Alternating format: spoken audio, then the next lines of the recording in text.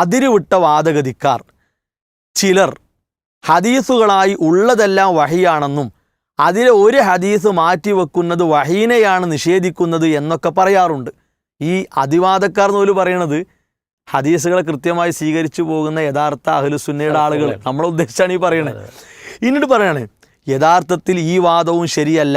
കാരണം അങ്ങനെയായാൽ ഖുർആനിന്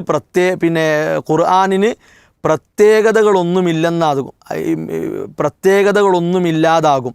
അവർ അതിനായി ഉദ്ധരിക്കുന്ന സൂറത്തു നജ്മിലെ ആദ്യത്തെ വചനങ്ങൾ ഖുർആനിനെ മാത്രമാണ് ഉദ്ദേശിക്കുന്നത്.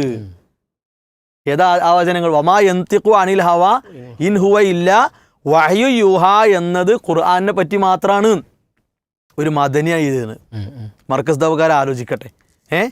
ഇവര് ഇബ്നു കസീർ റഹിമഹുല്ല എന്ന് വേണ്ട, ഷെയ്ഖ് നാസിർ സഅദി റഹിമഹുല്ല വളരെ ആധുനികനായ ലോകം അംഗീകരിച്ച പ്രഗത്ഭനായ പണ്ഡിതനാണ്. നാസിർ സഅദി റഹിമഹുല്ല ഈ ഇൻ ഹുവ ഇല്ലാ വഹ്യു യൂഹാ എന്ന ആയത്തിന് കൊടുത്ത വിശദീകരണം എന്താ അറിയോ? അദ്ദേഹം പറയാണ് വദല്ലഹാദ അല അന്ന സുന്ന വഹ്യും മിനല്ലാഹി ലിറസൂലിഹി സ്വല്ലല്ലാഹു അലൈഹി വസല്ലം. ഈ ആയത്ത് അറിയിക്കുന്നത് സുന്നത്ത് അള്ളാഹുവിൽ നിന്ന് റസൂലുള്ളാഹി സ്വല്ലല്ലാഹു അലൈഹി വസല്ലമക്ക് വന്ന വഹിയാണ്. കമാ ഖാല തആല. എന്നിട്ട് വേറെ ആയത്ത് കൊണ്ട് തഫ്സീർ നടത്തുകയാണ്. ഏത്? വഅൻസലല്ലാഹു അലൈക്കൽ കിതാബ വൽ ഹിക്മ. എന്നിട്ട് പറയാണ് വഅന്നഹു മഅസൂമുൻ ഫീമാ യുഖ്ബിറു ബിഹി അനില്ലാഹി തആല വഅൻ ശർഇഹി. അള്ളാഹു തആല അറിയിച്ചു കൊടുത്ത അവൻ്റെ നിയമത്തിൻ്റെ കാര്യത്തിൽ റസൂലുള്ളാഹി സ്വല്ലല്ലാഹു അലൈഹി വസല്ലം മഅസൂമാണ്. ഒന്നും അദ്ദേഹത്തെ ബാധിക്കൂല.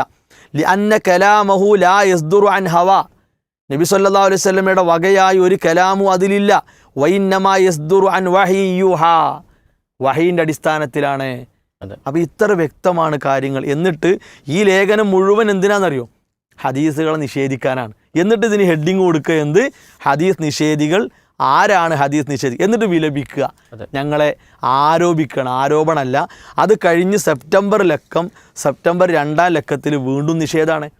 അപ്പോൾ ഈ ഷബാബിലൂടെ ഇത് ഇവർ തുടർന്നു കൊണ്ടിരിക്കുന്നു.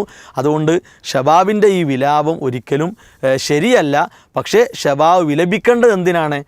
ഹദീസ് നിഷേധത്തിന് വേണ്ടി ഈ ഒരു സംവിധാനം മാറ്റപ്പെട്ടല്ലോ എന്ന കാര്യത്തിൽ എന്ത് ചെയ്യണം? ഷബാബും മർക്കസ് ദഅവക്കാരൊക്കെ വിലപിക്കണം.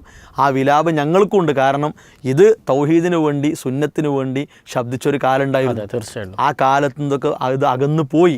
അപ്പോൾ അതുകൊണ്ട് അഹ്ലുസുന്നയുടെ ഒരു ഖേദം ആ വിഷയത്തിൽ ഈ സന്ദർഭത്തിൽ നമ്മൾ അറിയിക്കാൻ ആഗ്രഹിക്കുക.